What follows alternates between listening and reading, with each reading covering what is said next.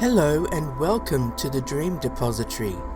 While I wait for dreams to filter through for deciphering, I decided to include information about dreaming. So this is episode 1. Are dreams worth analysing? The information in this episode was first posted on one of my WordPress blogs, then I moved it to my Hedgewitch Herbarium website, but since I've started this podcast, I felt I might as well include the information here to share my knowledge, to pique my listeners' interest, hopefully, and to illustrate my own perspective on dream interpretation, as well as preparing to kick off my dream interpretation service sometime in the future. I hope I can inspire you to create your own dream journal if you're not already doing it, and to give you an idea on how to go about analysing your dreams in order to gain a deeper understanding of yourself, your relationships and your life. Learning how to heal and assimilate the knowledge you unearth while interpreting your dreams is an invaluable skill. So, let's get started. Dreams inform our lives and stories, providing inspiration for art, music and literature, affecting change in the world from science to politics and religion. For me, I regard my dreams as chapters of my life story. I gain much inspiration and ideas from them to include in my writing. A while ago, I finished listening to an audio book from the Great Courses about sleep, which pretty much dismissed dreams as random images with no meaning. I was dismayed and disappointed, even though there was a side to me that understood that some people, especially scientists, view dream analysis as a fanciful aberration. When I stopped recording my dreams a long time ago, they diminished quite a lot, to the degree where I barely registered any dreams or found it difficult to recall them if I had dreamed at all. It wasn't until I rededicated myself to the pagan path when it dawned on me that the information delivered in the audio book was faulty. I've said before that dreams notice you noticing them, then they become more rich and vivid. Every day there are images, impressions, emotions, memories, attitudes and other things related to the human experience that are filtered through our minds, then stored in the subconscious. When we dream, those experiences, ideas, etc. are filtered back up to our conscious minds. Yes, they are sometimes random images, but they are gleaned from the subconscious where they mingle with our behaviours and memories. They are shaped and infused with our own belief systems, psychologies, personalities, etc. before they appear in our dreams. That's why when we dissect and analyse our dreams, common themes and symbols become known to us. Then we can recognise patterns and relate them to any issues we have in our lives. This is something I've always done with my dream interpretations. My agnostic or atheistic side forces me to keep fact-checking myself when I'm interpreting my dreams, because I don't want to muddy the waters with wishful thinking. Throughout the years, I've discovered things about myself, my life and other people when I've analysed my dreams, and I've developed a richer and deeper understanding of human nature and the world we live in. How else can you explain nightmares and recurring dreams if not generated by the subconscious or brought about by chaos or problems that we deal with in waking life? Why would great thinkers like Carl Jung spend a great deal of their lives devoted to researching the psyche if there was no evidence to support their theories or any positive outcomes and insights gained by their analysis of their patients and students? I'm a firm believer in the adage, whatever works. If, after all is said and done, dreams are just random images, then it still shouldn't matter if we record and analyse them for personal growth and understanding. I'll also say that you could obtain a similar result when analysing your emotional responses to a piece of music, work of art, great novel, sumptuous food, or glorious lovemaking. The only thing that matters is the end result, deeper knowledge and understanding of yourself and the world. Dreams have brought answers to puzzling questions, closure for grieving people, comfort and happiness, as well as fear and introspection. All of these and more allow us to analyse our lives from a different perspective. The human experience is a shared experience, even if you're a hermit. Dreams alert us to aspects regarding ourselves and our lives that might need to be dealt with. They sometimes alert us to dangerous behaviour and have been, at times, prophetic. I'd like to add that in terms of prophetic dreams, I'm also talking about the ones where it's obvious that the current path we are treading can be leading to danger. We all have the ability to see, particularly when observing and contemplating others, behavioural patterns that could lead to a terrible end. The subconscious dredges up symbols that it thinks will alarm us enough to convince us to change our ways. There are also dreams that mystify us by depicting events that actually come true. Taking into consideration futurism, common sense, psychological and even spiritual awareness, dreams have the capacity to not only explain the past, but to track our progress through life and to hint at what is to come. Dreams are our own thoughts and memories coming back at us. If they originate from the subconscious and are supposedly meaningless, what does that say about us, our experiences and our lives? Are we meaningless? Does it mean that we are just microbes with our conscious minds being the only worthy part of our psyches? If dreams are just random images, then what is the point or reason for showing them to us in the first place? If that's the case, there's no reason to dream at all. It's an aberration.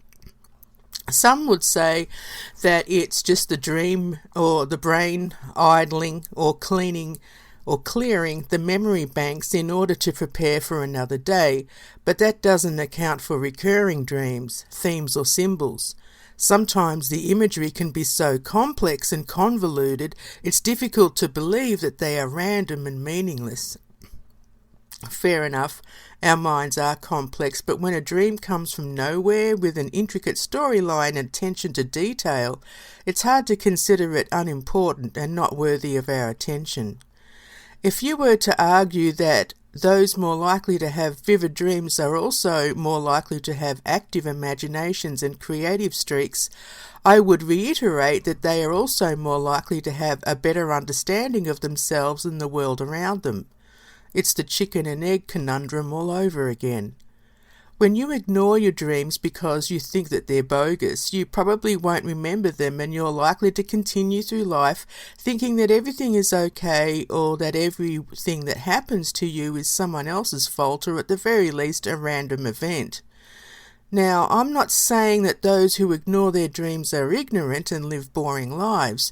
It's just that the analysis and examination of projections, perceptions and behavioural traits enrich understanding.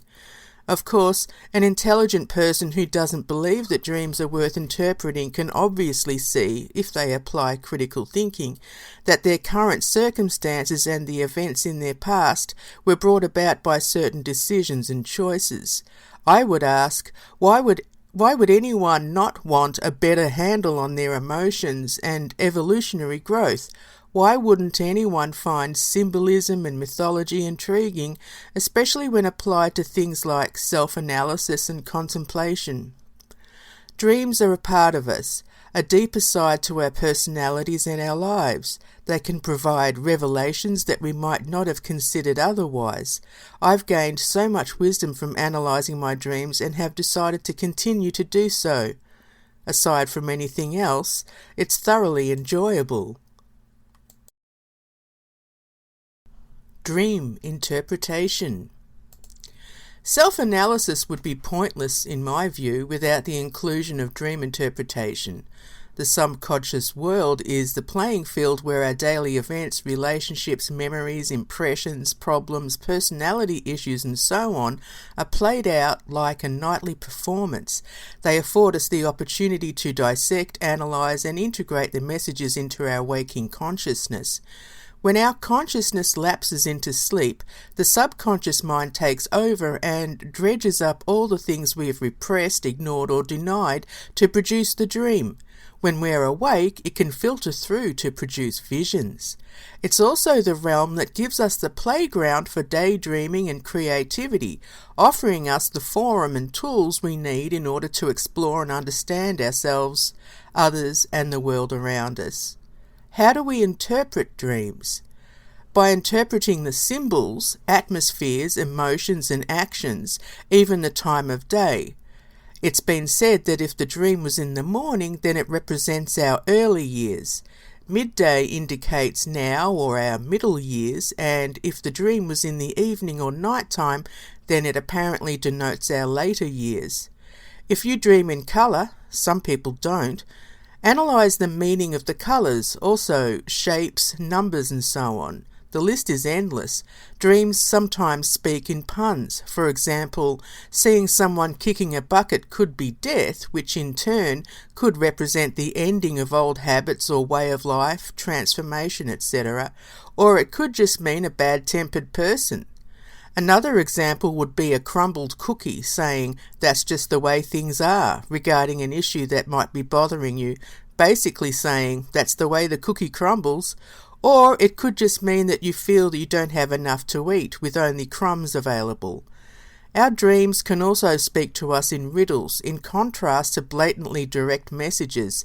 That's why dreams can be so difficult and sometimes annoying when we're attempting to interpret them. However, the process is also interesting, illuminating, and definitely rewarding. They can also show sides of ourselves as reflected through others, which is confusing when we try to place the blame or try to figure out who and what the dream was talking about. We'll explore this further regarding the elements of the shadow, the anima, animus, and the self later on in this episode. The most vital tool to interpreting your dreams is understanding universal or classic symbolism in contrast to your own personal symbolism. A monkey can represent a mischievous character to one person, and to another it may symbolize a wise man or woman. A flower could mean beauty, growth, coming of age, sexual attractiveness, pregnancy, and so on. It also depends on the dreamer and what's going on in their lives. It's important to keep a dream journal, whether a notebook or a Word document on your computer. If you're not much of an artist, you can cut and paste images to represent the symbols, which makes the process fun. Alternatively, keep a tape recorder or a note taker by your bed so you don't have to scramble around trying to find your pen and journal in the dark. A handy tip: you can remember your dreams more easily when your eyes are closed or shut. The theta waves are in play, just like when you're dreaming.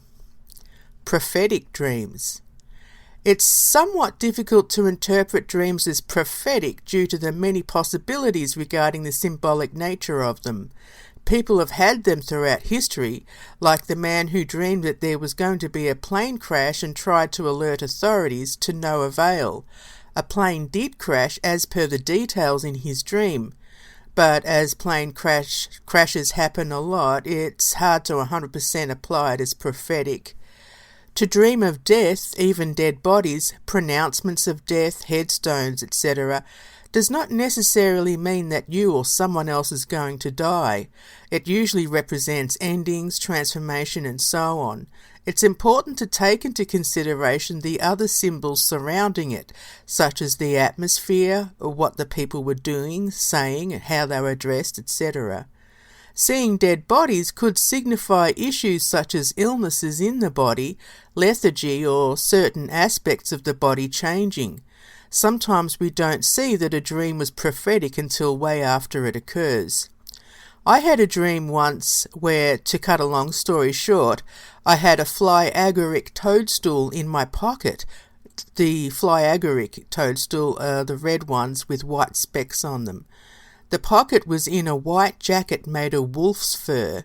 In front of me was a congregation of rabbits who trembled every time I faced them.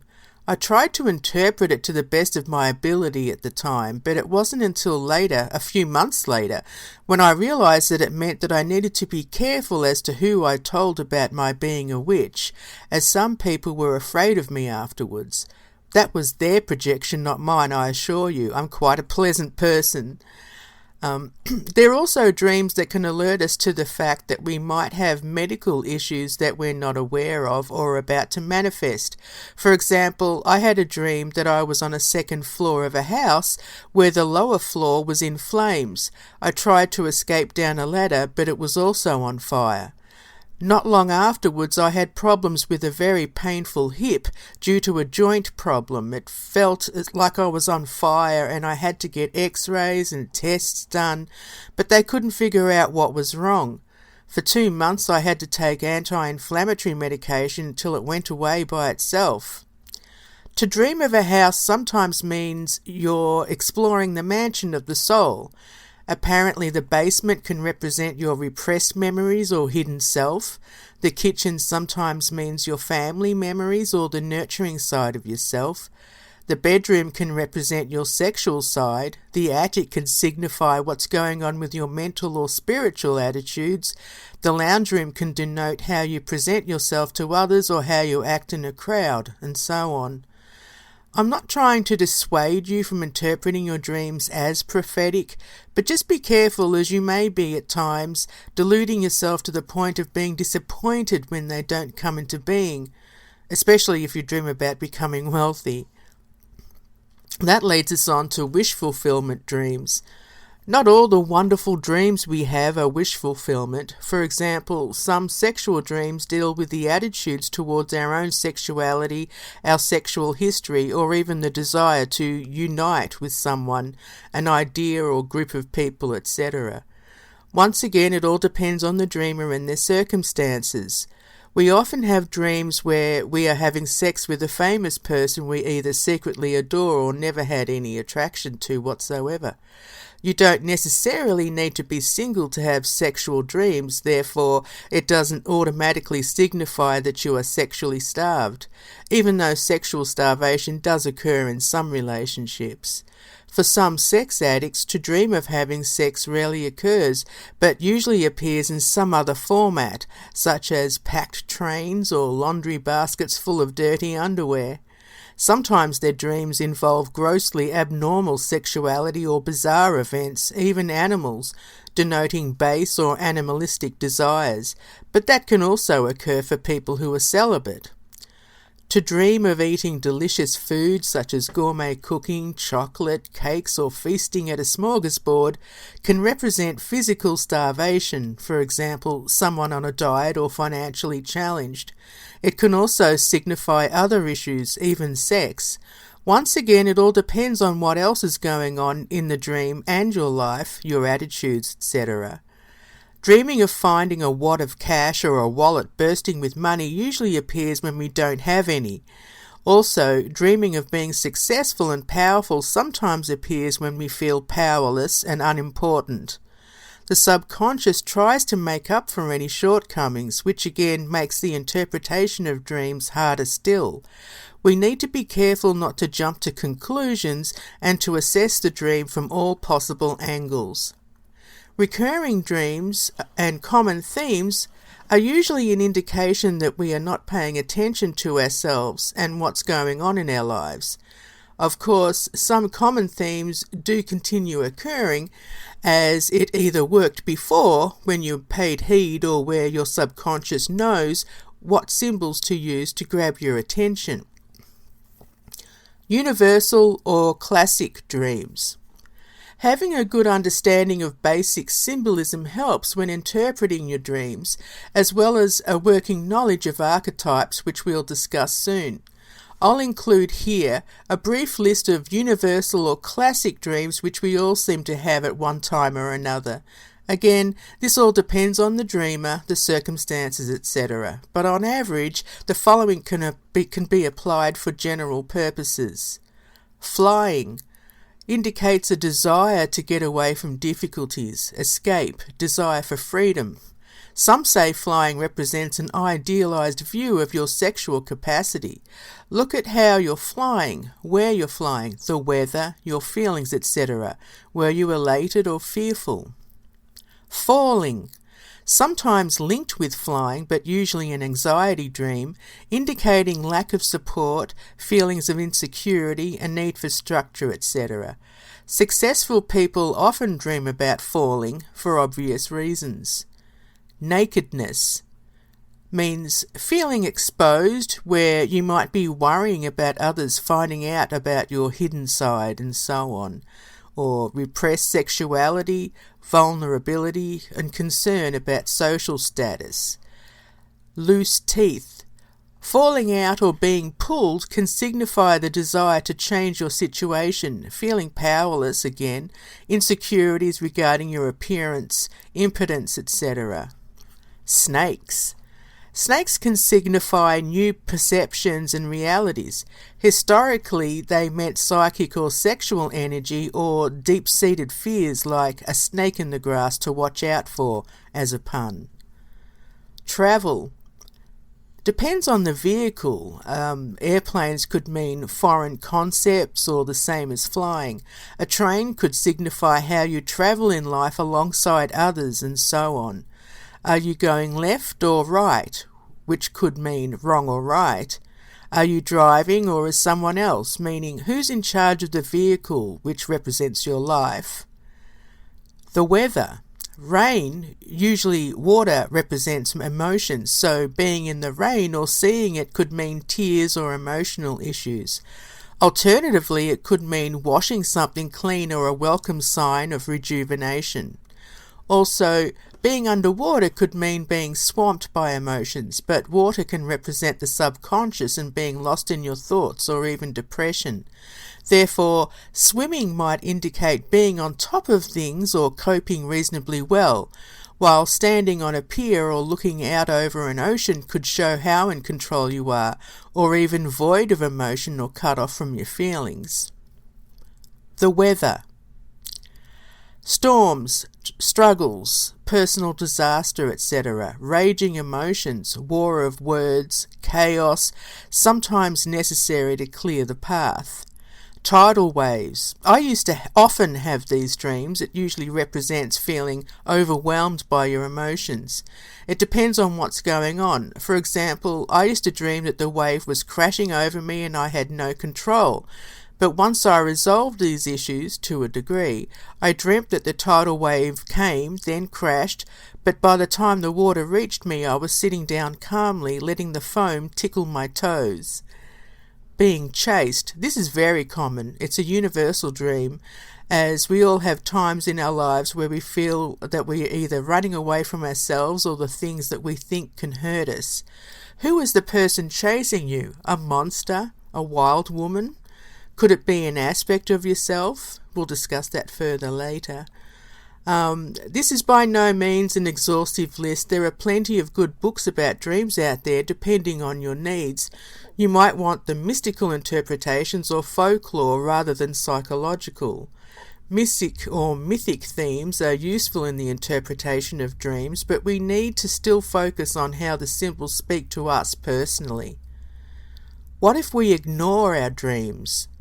If we ignore our dreams, especially if they're important, our subconscious may eventually create a nightmare where there is more urgency and the symbols become more exaggerated and sometimes terrifying. Even though nightmares can be frightening, they do afford us the opportunity to dissect difficult things or situations in our lives and help us realize that things aren't as grim as we thought they were. That knowledge helped me with the fear I used to feel in dreams. Now, even when I see a terrifying image, I'm more like a scientist trying to figure it out whilst in the dream. We'll also talk about lucid dreaming later on. Facing our demons is usually the reason the nightmare comes to us if we've ignored the messages in previous dreams. We need to treat dreams like mini documentaries and take them seriously. Our subconscious is like a reporter on the edge, feeding back relevant information, the news. Discovering your personal symbology. Symbols are everywhere, as encapsulations of all kinds of information, depending on how they are used and who is looking at them. Interpreting symbols, even while awake, is a great exercise in understanding your reactions to imagery. For example, you're walking past a field and see some horses. Meditate on what they mean to you. For example, strength, freedom, or spirit. If you see leaves falling from a tree, what does it invoke in you? Maybe the cycle of life, the autumn years, or waste? If you witness an argument, can you read between the lines as to what's really going on, or are they just having a spirited discussion? What does their body language tell you? Or perhaps you see an abandoned car by the side of the road. Does it represent a discarded life, forgotten dreams, or rubbish? Doing this exercise not only helps you hone your interpretation skills, it also trains your mind to analyze things from different perspectives. Believe me, it's amazing how quickly this skill transfers to the dream world and awakens the possibility for understanding, as well as lucid dreaming.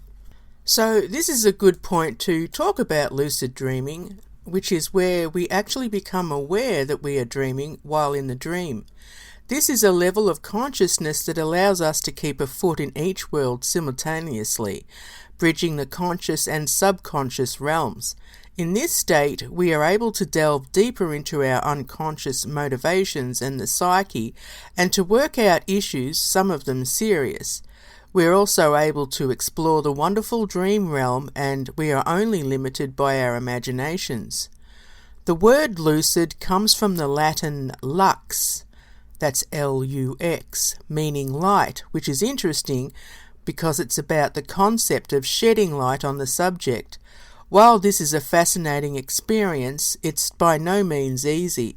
Sometimes it happens randomly without any prompting from our conscious mind, and other times it needs to be planned and activated. One way to activate the experience is to program yourself before you go to sleep. I'll talk a little later about incubating dreams. One of the methods is to tell yourself before you go to sleep that you will be alert during the dream and that something, a symbol or action, will prompt you to become aware that you are dreaming, therefore taking control of it. Apparently, lucid dreaming also reduces the frequency of nightmares, so it's obviously a useful tool. It has been noted that children dream lucidly more than adults, though the reasons why seem to be a little vague, such as sleeping patterns, etc. Being more aware of your subconscious world through analysis and dream interpretation is helpful, as well as meditation, which assists in helping you gain more control over your inner world. Again, programming yourself is useful, especially when coupled with hypnosis or self-hypnosis, which can be gained with such things as affirmations, meditation, and creative visualization. Even combining the two, which is called pathworking. If you program yourself before you go to sleep so that you will be alerted once an unreal action or event occurs in the dream, it should prompt you to take note, hopefully. If there's a common theme in your dreams that could be considered as unreal, a great exaggeration of reality or some other recurring symbol, program yourself to recognize it when dreaming in order to trigger the process of lucidity. If you often dream of blue birds or stairs going this way and that, or suddenly teleporting to some other place, unusual or not, then use them as lucidity triggers. This doesn't mean by any stretch of the imagination that you will be 100% successful. It takes a lot of practice and programming. Just make sure you continue recording and analysing your dreams. Maybe you'll achieve and possibly even master lucid dreaming. It's funny how it becomes easier when you take the time to dissect them. It's like your subconscious mind knows that it's being watched. I've met a few people who dream lucidly all the time, so just keep at it. I assure you it's definitely worth the effort. Be mindful that there will be times that lucidity will slip through your fingers. It's easy to get caught up in the dream world and forget that you are dreaming. One way to trigger lucidity is to recognize within the dream that what's going on wouldn't happen in waking life. For example, people with apples for heads or driving cars without your hands on the wheel and so on. For some people, it helps to wake themselves up with an alarm clock or some other method, like drinking too much liquid before going to bed so you'll wake up, hopefully, to go to the toilet. Then stay awake for a while, whether it's 15 minutes or an hour. The reason for this is that it disturbs the sleeping patterns and sometimes evokes lucidity. But be careful that you don't disrupt your whole sleeping pattern. You don't want to spend your days walking around like a zombie or ending up an insomniac. Another method is to try to retain consciousness while going to sleep. This is difficult to do, but the theory is that you'll stay alert for the entry into the dream state. Therefore, you'll be lucid and aware that you're dreaming. I have tried this myself, but found for me I must be aware for a few minutes and then forget that I'm dreaming. Vigilance and perseverance is definitely a factor. So now we're going to have a little look at dream incubation. There are several methods for the incubation of dreams. One way, as discussed, is to program yourself before going to sleep, such as repeating a mantra like, "I wish to dream about," whatever it is you want to dream about. The same could be done for a particular dream that deals with a certain issue. For example, I will dream about a solution to whatever that solution is needed for. To start with, I find it useful to read a certain type of book before going to bed, or listen to a particular type of music, or watch a movie and so on. That embodies any of those things that embody the kind of issues and images that I'd like to have in my dream will hopefully transfer over to the dream state. Also, talk about it during the day to yourself or others as though it's an established fact that you're going to have a particular type of dream. A good way to achieve self-programming is, of course, ritual. Ritual speaks to the subconscious, so it's an excellent tool for dream incubation. You don't need to be a witch to conduct a ritual. We have little rituals in our life every day. You might want to align yourself with a particular archetype or deity. Even if you're Christian, you could ask Jesus to help guide you in the process. Other deities could be Morpheus, who is the Greek god of dreams, Nanshi, the Sumerian goddess of prophecy. She helps interpret dreams. Chandra, Hindu moon god, and Idun, the Scandinavian goddess of dreams and divination. Another deity is Bes, that's B-E-S, who is an Egyptian god whose likeness was carved on headboards to chase nightmares away. It's said that if you draw a picture of him on your left hand and wrap it in a black cloth, that it's dedicated. That hand has to be dedicated to Isis, and he will bring you the dream you want. There are many other deities out there, or you can use an archetype. Whatever makes you comfortable. The correspondences you can use when conducting your ritual could be as follows. For the day, Monday. Planet, moon. Colour, white or silver. Deity, your choice. Gem or stone, smoky quartz, moonstone, celestite or jade. Herbs, marigold, honeysuckle, sandalwood, cinnamon, elder or jasmine. You don't have to use all of them. Even one herb or plant or stone will suffice. Dream totems to consider to include could be the swan, which helps interpret dream symbols, the bat, a messenger from the subconscious, a dragon, guards the treasures of the subconscious realm, the dragonfly, who occupies the in-between spaces and can also be used for astral travel, and the owl, the nocturnal bird of wisdom. Those totems are just a guide. You might not want to incorporate ritual at all, and you might be more comfortable just meditating. It's up to you to choose the methods that you feel most comfortable with and then go from there.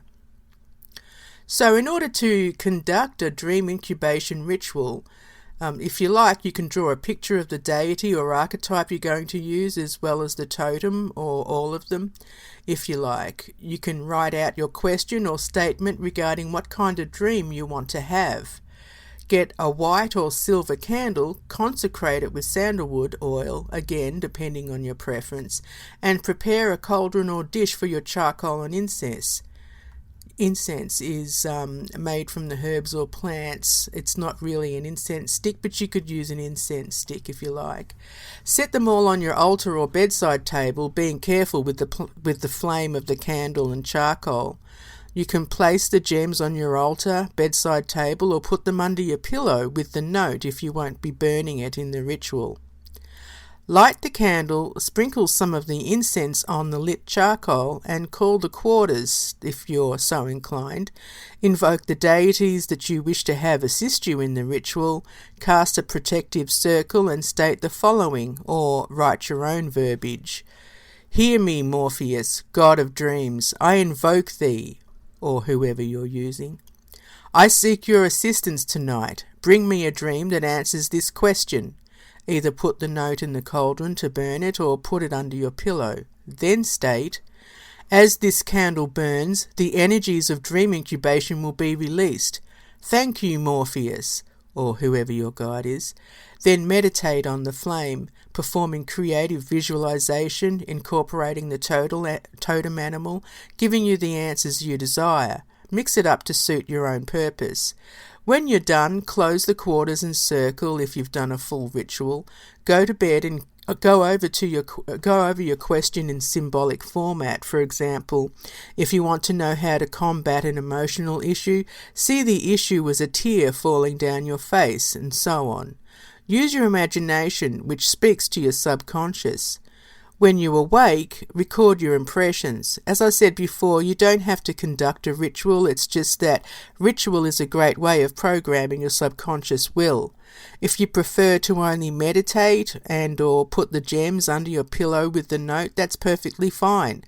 The important thing is to set the tone for your desired outcome. You might notice that the symbols in your dreams seem totally nonsensical in regards to what you asked for, but don't be discouraged. This is always the way the subconscious appears at first. Do analyse the dream and keep a lookout for the next few nights, as the answer might not come straight away. So now we're going to go on to the basic archetypes and the individuation process, which was developed by Carl Jung, who was the Swiss psychiatrist and psychoanalyst. He was active or alive. He was born between 1875 and passed away in 1961. Carl Jung regarded the individuation process as involving the developmental path that we all take during our lives, taking into consideration the fact that each of us are individuals with unique destinies. He stated that we have two personalities, the outward conscious personality and the hidden personality contained in the collective unconscious. Under the conscious self is a well of repressed, ignored or forgotten feelings, memories and behavioural patterns, which he called the personal unconscious. Beneath that lies the collective unconscious, a depository which is massive and encompasses all the behaviours and images that have been recorded right throughout history since ancient times. Jung believed that this collective unconscious, this depository of human memories, etc., shows how history still has an incredible impact on us and our lives. So, the archetypal stages of individuation include the shadow, which is the archetype that embodies all the personal traits that we ignore, deny or repress. It usually represents itself as the same sex as the dreamer or as a monster, depending on the level of repression. The anima or animus, usually the archetype that represents the opposite sex to the dreamer or the male or female aspects of the dreamer. And the self, this is the archetype of the integrated persona, the whole self, usually represented by a wise man or woman, but it can take on other forms, like animals, inanimate objects, in nature and man-made, or a variety of human forms. In our dreams, we are often pulled back by our past and prompted by our future. These energies are sometimes personified or objectified by our archetypes. The individuation process is when we begin to integrate the whole of our consciousness into a singular being rather than a fragmented being. Dreams are the individuation process reports. They tell us how we're going in relation to our integration of various personas, attitudes, beliefs, and so on. The archetypes appear in our lives through the individuation process, which is determined by the type of person we are. This is why each path for each person is different. So let's look at the shadow. Usually the individuation process involves the second stage of life, according to Jung. He believed that we spend the first half of our lives building the personality, and when that's accomplished, and if not, then the process is difficult to say the least, then we can focus on going within. During the first half of life, we learn how to live and how to deal with the world and the people in our lives. Our parents are the be-all and end-all when we are young. They are the authorities, and what they say usually goes. We become who we are depending on their expectations and how they present themselves to us, and we are often mimicking their behaviour. We all enter into this world with a blueprint of who we can become. It needs to be able to adapt to all the different energies and experiences and people we encounter in order for us to fulfill our destiny. We all have inherent skills, abilities and desires which are sometimes denied, ignored or repressed in order to satisfy the expectations of others. According to Jung, one or more personalities grow around these ignored or repressed desires, etc., which become the shadow. When new issues arise in our life and we don't know how to deal with them, the shadow figure appears in our dreams, which symbolizes the energies we need in order to deal with them. Jung said that the shadow appears when a new cycle is about to begin. To start with, the shadow appears as non-human, like a monster, a zombie, etc. Later on they become fully human, the same sex as us, but still frightening. Later still, they become more of a nuisance rather than a scary persona. We then look down at them and put up with their presence. Further on, they become acquaintances, although not important. Then they evolve into friends, family members, or even partners. If we have integrated their traits into our persona, they will no longer appear in our dreams as they have become a part of us. If we continue to deny our true identity, the shadow will pursue us as nightmares, which is why we need to stop and engage the shadow to find out what it wants. This is why shadow figures appear in nightmares and dreams, because we have become too set in our ways or have forgotten our true path. When we believe that we are perfect, the shadow figure contrasts this with the opposite persona, imperfect, dark, menacing, and so on. The shadow teaches us to learn about how misguided we are about our desires. When we repress ourselves sexually, a shadow figure appears who emulates all kinds of sexual aberrations. The more we deny the shadow, the more power we give it. After a while, it becomes too powerful for us to ignore. We either slip up and do things we'd rather forget or project it onto others, especially those who aren't as inhibited. If we acknowledge the shadow, we can evolve. If we repress it, we suffer its wrath. In order to understand the shadow, we need to see our own projections and break them down. If we don't examine our hidden selves, they build to monster proportions and break through to our conscious lives. If you come across someone in your dream who frightens you, or if you fight with them, observe their qualities and investigate what correlates to your personality and integrate them. The more the conflict, the more likely that you're dealing with a shadow figure. So now we're going to look at the anima and animus. So just a little side note here with people who consider themselves non-binary. This might be annoying, but I'm just following Jung's studies, and you can take from it what you will. So the anima is the male's feminine aspect, and the animus is the masculine aspect of the female. It's more difficult to integrate the anima or animus than the shadow. Intense emotional energies occur when we transform from the shadow to the anima or animus. Once the shadow qualities become integrated, the anima or animus issues appear, although I found that they can occur simultaneously. The shadow appears to alert us to our hidden or ignored or forgotten or even repressed desires, and the anima or animus takes it from there. The world of the anima or animus is the testing ground for how we conduct ourselves in relationships, personal and with the world. Our issues with our parents are also reflected in the workings of the anima or animus. The anima or animus appears in our dreams in many formats, like God or goddess such as Mars embodying war, fortitude, etc., or Aphrodite embodying beauty, love, compassion, and so on. They also appear as a variety of different archetypes like the mother or father. They personify those particular qualities that we need when we're about to go through a transformation. The anima and animus shows us how misguided we can be about our emotions and relationships. In the shadow stage, we discover that the monster is actually us. In the anima and animus stage, we discover that we are connected to everyone and everything. The self teaches us that we need to discover our inherent nature in order to be wholly integrated. And that brings us to the self. The self is even harder to interpret than the shadow or anima and animus. As an archetype, the self encompasses many images and forms, which is what makes it so difficult to interpret. The self is who we were destined to be, the supreme goal. It's the divine aspect of ourselves.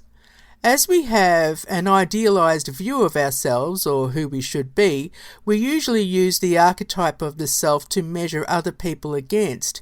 When we stray from our true self, a shadow figure appears, but as we draw closer to ourself, the shadow becomes less of a monster and more like ourselves. In dreams, the self can be represented by an animal or even a tree, flower or river. Jung also believed that the self could be symbolized by things such as mandalas and other forms. These images often appear in our dreams when some kind of order is being restored within ourselves. If we don't see the image, animal, etc. as an expression or symbol of ourselves, then integration will be difficult. When we dream about animals, usually depicted as aloof or disinterested, we need to realize that the self has appeared to us.